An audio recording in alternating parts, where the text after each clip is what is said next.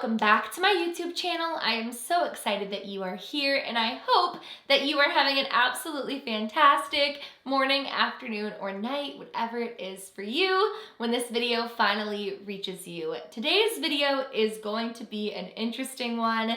It's going to be more laid back because I'm basically just going to share with you guys a paranormal experience that I had recently while staying in the haunted hotel room that I've shared with you guys in my past videos. If you guys have seen those recent videos, you would know that I mentioned during our stay overnight in an extremely haunted hotel and beyond that, an extremely haunted hotel room, I saw the face of the ghost in the wall. So I figured in today's video, I would just do a story time with you guys, a sit down story time better yet, to just share with you what happened, what I experienced, what Sarah experienced, and the rundown of what truly took place that night in room 207. Now, for those of you who have yet to see my previous videos, or maybe you're not interested in those investigations, I'm gonna do a very brief and quick rundown of what that day looked like for us leading into the night that I would have and my absolutely horrific and creepy sleep and all of the in-between there. So last weekend, I wanted to head out to Niagara-on-the-Lake with my mama, our cousin Sarah, and I wanted to bring Lana because while we've been to Niagara Falls so many times, I've never been. I was gonna say we've never been, but I feel like they have. I just personally haven't been to Niagara-on-the-Lake, and there are so many haunted hotels, Airbnbs, and spaces in and of Niagara-on-the-Lake. Like I could do probably a whole month series on that particular area. But beyond that, quick side note, it is gorgeous there and I need to spend a ton more time there, paranormal and hauntings aside. But anyways, there was one particular hotel that I really wanted to book, and beyond that, as I mentioned, one specific hotel room that I was so excited to book as well. So I spoke to my mama and I spoke to Sarah, and we were set to head out on our usual adventure to go stay in a haunted space. Now, I didn't want to tell Lana which hotel we were going to be going to because I didn't want to take away the integrity for those of you viewing. And I say for those of you viewing because Lana is an evidential medium, a very good friend of mine, and honest to goodness, I'll make a whole video one day on the things that Lana has told me that nobody could possibly know, but because I know Lana, and I know that she knows things that even knowing me she couldn't know. Gosh, that was like a whole tongue twister. But I know that there's so much validity and evidence in what she does. But for you guys, we didn't want to tell Lana where exactly we were heading. But I did want to bring Lana to the hotel and see like what she saw inside of this particular room. So what we knew prior to reaching out to Lana was that there was a specific hotel room, room 207, in an extremely haunted hotel in and of itself besides the room, and that this particular room was said to be the home of a female spirit named Molly, who back in the day was in her home, and in the place in her home that is now situated, well, that was situated where that room is now situated. When the war was happening, she was newlywed, her husband was off at the war, she was awaiting his return, and a soldier mistook her for an enemy soldier and shot her dead in that space. It is said that she haunts the room, and there's a whole lot of people's experiences that have happened there. So like I said, tracing back for a moment, I brought it up to my mom and I brought it up to Sarah, and I was like, we need to go to this room, but we need to make sure that we get this room because while the hotel is super haunted, I want to see what we experience there. I want to bring in Lana if she's down, and I want to really like know what the truth behind that haunting is. So my mama called the hotel. She was like, hey, we want to book room 207. Do you guys have availability? And on the other line, it was pure like silence. And the girl goes, okay, yeah, so yeah, that room is available on that date, but may I ask why you want that room? And then she went on to say like, is it because you like that room? Does it have any sort of like significant value to you? What is it? And full transparency, we were like, we heard it's haunted and we'd love to see if that's true. And she sighed, you guys. She was like, okay, I do need to let you know, people have been running out of this room because they say it's so haunted. So if you're looking for haunting, perfect, I'll book you in. But if you're not, I would suggest another room. And we were like, book us in. So then we reached out to Lana and we were like, hey, you down to go on a road trip for a day? We're gonna head up to Niagara-on-the-Lake. We're gonna go to a hotel. We'll have you follow behind us. We want you to vibe out what you experience in this room as well. So the day comes, we all meet out front of my house. I'm riding with like Mama Reese and Sarah. I'm actually editing in the back seat. Lana follows up behind us. We get our coffees. We head down, get into the hotel. And first and foremost, I have to tell you guys the way the hotel felt for me, because I am a huge vibe person. I'm incredibly empathetic. I feel the energy in a room. I feel the energy of people, better or for worse. That is just like something that I always do. And walking through those hallways, don't get me wrong, the hotel is gorgeous. The city is gorgeous. But walking through those halls, I felt extremely suffocated right off the get-go. I can't really describe it other than claustrophobic, kind of feeling like the walls were like closing in on me, heavy. I felt a lot of energy. And later I would find out that I wasn't the only one. Mama Reese felt it, Sarah felt it, and Lana obviously felt it as well. So from what you guys saw, we went up to the room, we got settled. Lana immediately started channeling. She saw the woman in the mirror. She described her as a woman in a wedding dress. And remember, as I mentioned, we didn't give her any time to even know what hotel we were going to. And she was with us every minute. So for those of you who are skeptical, she channeled pretty much, besides like little details that the spirit chose not to share with her, exactly what I was kind of expecting in that room. So one thing that Lana mentioned, and as I mentioned, if you haven't seen the previous videos, I suggest after this one you go back and watch them, because I think this gives you a lot more context of like our side of things. But she immediately started channeling a woman in the mirror in a wedding dress who was awaiting someone to come home, and she channeled that she had been shot and that it wasn't the hotel when it had happened. So we filmed that video for you guys. I shared Lana's point of view. Then from there, we walked through the hotel. Lana channeled other spirits and whatnot. We walked through the town, which was so much fun, and kind of like saw what was throughout the town as well. And then we ended up heading off to another location that's coming up in upcoming videos. Absolutely freaking crazy. Probably the craziest paranormal, supernatural, other side experience that we've had in a very, very, very long time. I can't wait to show you guys that. Like, mind-blowing. But we went off to do that elsewhere. So that whole experience happened. It left all of us pretty shaky. We all felt the physical world aftermath of what occurred in that space. That's a really good way for me to describe it.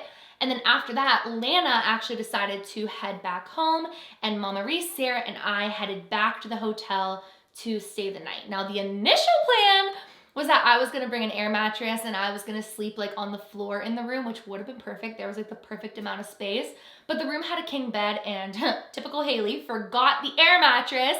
So our sleeping arrangements for the evening was Sarah to my right, me dead center in the middle, and Mama Reese on my left. Now I ended up tweeting about it, but one thing I wanna mention, because it is a significant part of this story, is directly across from the bed, like I'm talking like you're sleeping and you're looking straight ahead, was this painting that had us all feeling super weird. In fact, we kind of forgot for a hot minute that the mirror was supposed to be the place that we felt weird towards, and that picture was just giving us the heebie-jeebies. I actually even tweeted about it, and I was like, look at our view for tonight. And even some of you guys were like, oof, kind of unsettling. I don't think the painting itself, by the way, is creepy. I just think something about that animal's face, and I say animal because I couldn't really tell if it's a cat or a dog. I think it's supposed to be a dog, but looks like it has a human face, and something about the boy in the painting looks like it's looking right at you. So keep that in mind as well. When we got back to the hotel room, we were starving. As I mentioned, we were all kind of feeling the physical world aftermath of what we had done spiritually. So we decided to go and pick up food at a local restaurant, bring it back. We were eating, and honestly, for a good few like hours, we kind of forgot the room was so haunted. It actually kind of felt like, to me anyway, that Lana had made communication. She had mentioned that the spirit was really drawn to young women that would come in there. She liked the uplifting energy. So I didn't feel afraid. I was more shook up from what we did outside of the hotel room. So we ate, We were goofing around, we were having a good night until it came time to go to sleep. Now I wanna say, this is like a rough ballpark, we all climbed into bed at around like after midnight. And my mama is notorious for just rolling over no matter where we are and finding the ability to just go to sleep. So my mom rolls over, she's about to fall asleep, and Sarah goes to use the bathroom. Now at this point, we'd had all the lights on in the hotel room, but as Sarah went to the bathroom, she shut off the lights in the room and only turned on the light in the bathroom. When Sarah shut the lights off in the room, turned the light on in the bathroom, and closed the bathroom door, I immediately felt like weird. Like I felt like there was someone else in the room. I actually started nudging my mom and I was like, Mom, like I don't like this feeling. Like I feel like there's someone hovering over me, but I can't see. Cause you know that like adjustment period where it's like the lights just turned off, it's pitch black and your eyes are adjusting so you can't fully see yet. Like I couldn't see the contents of the room. I felt like once my eyes adjusted, there was gonna be someone like boom right here. So I started shaking my mom, who's like half asleep at this point, and I'm like, Mom, I don't feel right. Like I want Sarah to come back. Like I'm kind of giggling. I'm like, this does not feel good. The room just shifted. Something feels off. So I'm feeling this type of way. I'm feeling like super weird about it. Sarah comes out of the bathroom and I tell her, I'm like, Sarah, I feel weird, man. Like I'm telling her exactly what I told you guys. So she leaves the bathroom door open with like a little light on in it. So the room's more illuminated and I'm feeling a little bit better about it. Now when Sarah goes to sleep in like the room close to people, when people like snore, which I don't snore, my mom will occasionally snore. Like Sarah's a very like light sleeper. So she'll put in her AirPods and put on like meditative sounds or things like that in order to like take out the noise of the room. So Sarah's like, okay, the light's on, we're all good. You know, Lana spoke to everything, everything's good, we should be fine. She puts her headphones in and she rolls over. So now I'm like laying in the center of the bed with my mom on the left, rolled over, and Sarah's got her AirPods in and she's like, tap on me if you need anything. And she goes over and so I'm like, well, I guess I gotta go to sleep. So I'm laying there and again, once it was almost like my mom was falling asleep and Sarah had her AirPods in and was rolled over, I started getting this weird feeling again, like something was drawn to me in a sense. Like I felt like something else was there. But at this point, as I mentioned, there was like a little bit of light coming out of the bathroom and I could see all around the room. So I felt fine. And I decided, you know what? I'm just gonna go to sleep. It's almost 1 a.m. at this point. Just go to sleep, Hailey. You'll be good. Go to bed. So I go to sleep. For the first like hour of my sleep, I'm having these weird dreams. I can't even remember them at this point, but I just remember waking up every now and then. You know when you like half wake up from a dream and you're like, that was freaking weird. Then you go back to sleep. I felt like that. And then all of a sudden, a few hours later, I'm rolled over towards my mom on my left and I open up my eyes. This is gonna sound crazy, but it's my God's honest, my right hand's up to the world, truth. I see a woman's face inside of the wall. Like no body. I could kind of see like framing hair. Like it would be like if you only saw this much of me, I could see like framing hair, but I saw a woman's face inside of the wall staring straight at me. Now, because I was having these weird dreams, my initial reaction was to like squint, close my eyes, reopen them, you know, do that whole thing. The face is staying in the dang wall. I'm like, what the hell? And the more that I look at the face, you guys, the more the face notices me looking at it and it starts to smile. I didn't feel like threatened by the face, but I felt very uneasy by the way that I was looking at the face and the face was looking right back at me. Sorry, it was a woman's face, smiling, staring right at me. And the more that I looked at the face came, this is gonna sound nuts. The face came out of the wall and started like floating around the room, like continuing to float around the room, almost glowing, but it was just a face. No full body apparition, none of that. And so at this point, I'm like confused because I'm like, okay, I'm fully awake right now. I'm looking around the room. I look back over. There's this like floating, I know I sound crazy. There's this floating face around the room. My mom's fully asleep. I go to roll over to wake Sarah up to see if she'll see the floating face in the room, but Sarah's rolled over and still has like her headphones in. So I was like, okay, like, what am I gonna do here? So I did what any person in my position would do. And I discovered that when I closed my eyes, I didn't still see the face. And the reason that that might sound stupid, I understand, is because when you close your eyes, you don't see things. But in my personal experience, sometimes when I experience paranormal things, even when I close my eyes, I still see like a version of it or in my eyes still. And when I would close my eyes on this face, I wouldn't see anything. And when I would open my eyes, the face was like floating around. So I just decided to close my eyes and go back to sleep, to which I would have more strange dreams throughout the night. The next morning, I'm still sleeping, my mama's up, Sarah's up, and I wake up to them talking, and I hear Sarah saying something was not right last night. So I start like kind of listening. You know when you're like listening when you're half asleep, but you don't want to open your eyes yet because you're still really tired? I start like kind of listening, and she said that the painting was throwing her off, that when she opened her eyes in the night, she saw in the painting the face and the eyes were following her. But the face that I had seen was not to do with the painting. It was 100% a woman's face. It was to the left of the bed, and it was floating around. So we all chatted, and we all came to the conclusion that yes, that room, beyond what Lana saw, beyond what the spirit box picked up and whatnot, which we would do later that day, was 100% haunted. And I sat back and thought to myself, and I was like, I get it now. If I booked a random room in a hotel that's supposed to be expensive and like luxury, and I wake up and I see a face that's not going away floating around, I'd probably run out of that room too and request another one.